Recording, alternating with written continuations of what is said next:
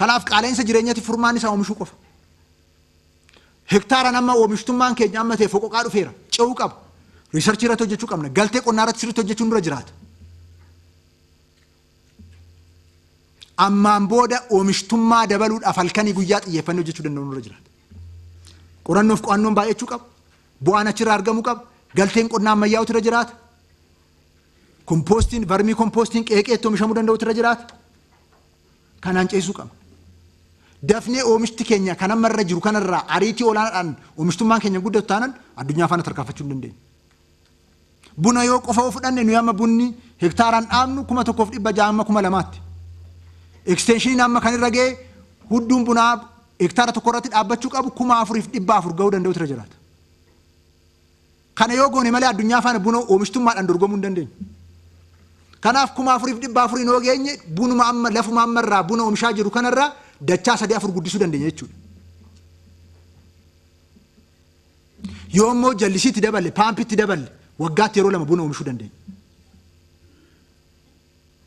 Kanaaf dinagdeedhaan jijjiirama fiduu jalqabne yeroo jennu akka jijjiiramni fiduu danda'amu agarsiifne malee ammas qaala'insa jireenyaa jiru kana cabsinee darbuudhaaf oomishuun, oomisha gahaa dhiyeessuun, humna bituu keenya tokkoon maatii Oromoo keessatti humneessuunii fi cimsuun nurraa eegama jechaadha. Qaala'insa jireenyaa iddoo biraarraa dhufee namni nurraa kaasu hin jiru. Qaamni wayii iddoo biraatii dhufee nurraa ari'ee qaala'insa jireenyaa nurraa gaggeessuu hin danda'u. Dafqaa fi dadhabbii fi halkanii guyyaa hojjechuu qofaan qaala'insa jireenyaa injifanna. Sana jechuun maal jechuudha? Hiyyummaa injifanna jechuudha. Hiyyummaa jechuudha waa biraa jechuu miti qaala'insa jechuudha. Humna bituu keenya fi waan bitamu karaa gahaa ta'een dhiyeessuu kan dandeenyu kana yoo goone qofadha. Sanaafoo nuyi carraa qabna. Lafa bal'aa qabna. Bishaan qabna. Lafa baay'ee gabbataa qabna. Humna namaa qabna.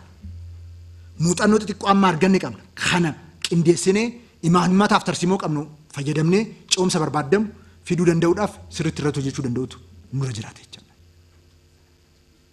Isa kanaaf hooggansi keenya, uummanni keenya bal'aan